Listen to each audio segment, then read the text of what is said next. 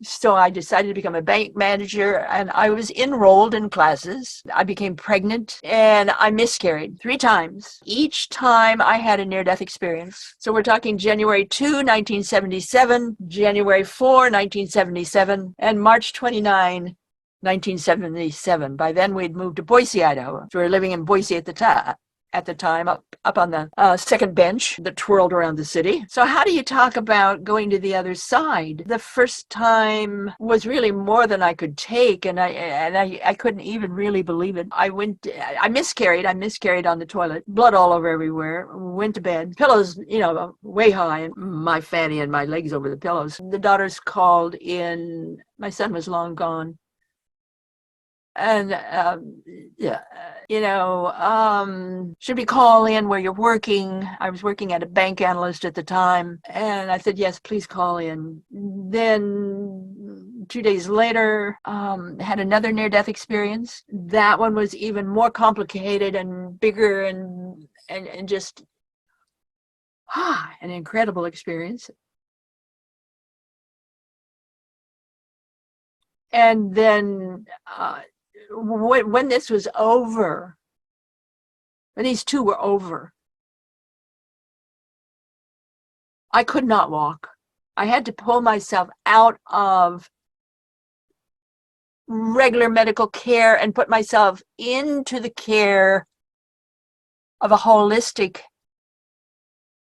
physician and chiropractor, Dr. Bill Reimer. And Bill did an incredible job for me, but I had to begin at the beginning. That is to say, I had to relearn how to crawl, relearn how to walk, relearn left from right, how to handle everything. I had to relearn everything from scratch. And then March 29, I had another near-death experience, and that was the big doozy. And in that one, a voice spoke to me. I went through the void and all of this kind of stuff and experimented in the void and know what the void is and all of these. But in the third one, a voice spoke to me. I call it the voice like none other. And it said, and I quote, "Test revelation. You are to do the research. One book for each death." I was not shown what the first book would be. I kind of think it was coming back to life, but I don't know. The second specifically was Future Memory. If you haven't read it, I urge that you do. It is not a book. It is a labyrinth. It is so designed that when you start reading it, you stay on the path, just like you're walking a labyrinth. You stay on that path, and it'll take you around just like a labyrinth does. And when you come out of it, you're different.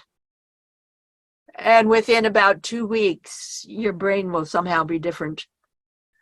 And that's the purpose of it, to turn you around and build you up to the next highest level possible for you at that time.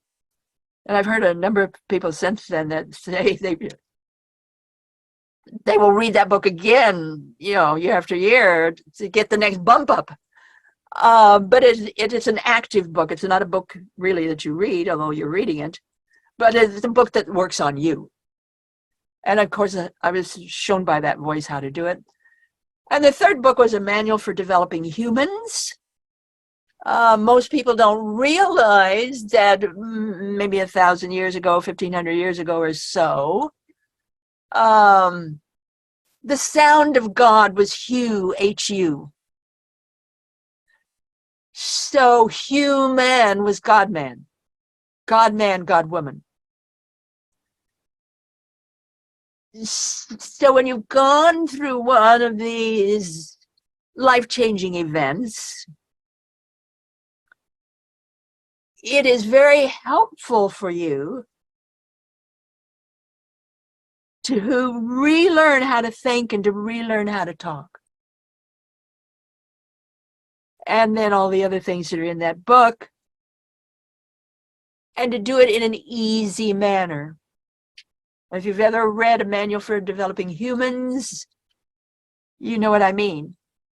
Everything is in there, including acupressure face lifts that you can do every morning if you want. I do.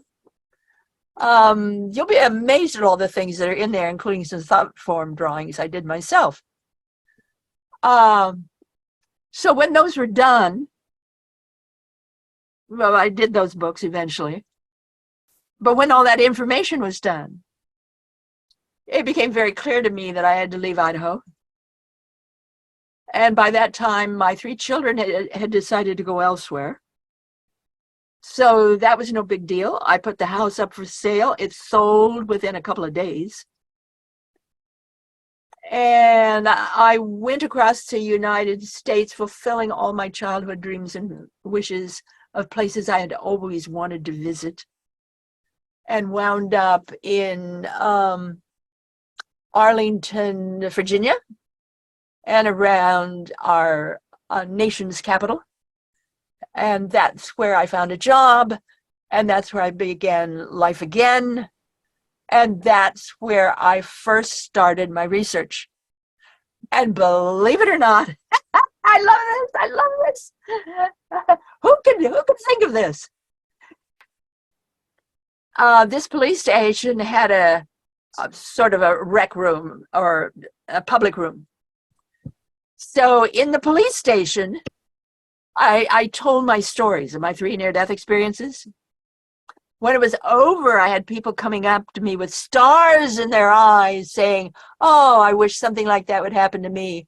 And it just, I became almost catatonic. No, you don't. You know, you can get it through meditation. You can get it through other ways. You don't have to die like I did. And so that was the last time I talked about my near-death experience for, a decade or more. And I very seldom talk about it, in fact, because what was important to me was not the experience, but what you learned from it. So that's when I began. And there was a fellow there who had heard of me before. We had mutual friends. And he set up all kinds of, I could speak to colleges, I could do this, I could do that. And so all of a sudden, I'm on the road. And in each place, when my talk was done, I would have a session with the people there, and we would talk about their experience. And that's when I began my research. I'm a typical cop's kid. You don't just ask questions. No, you do not do that. You begin with something like, "Tell me your story." You let them do all the talking. You watch their body. What are they doing with their shoulders? What are they doing with their chest? What are they doing with their knees? When people walk by, does that make a difference in how they talk to you? Whenever I could, I got into people's homes and talked to the mom and dad, or the spouse, healthcare provider, whoever. So I literally became a one-woman army. Later on, I was able to get, I moved to Roanoke, Virginia, and it was there that I really did a lot of research, and was able then to begin to put it together. And that's where I met my husband, Terry, by the way. And I have been researching the near-death experience as I was told I should do now for over 44 years.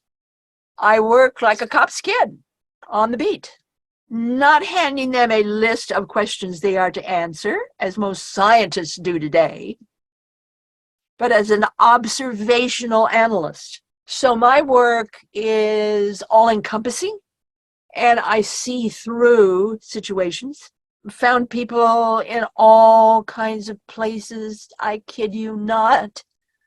I finally worked for a company that sent me out to work on telephone systems, installation of new systems.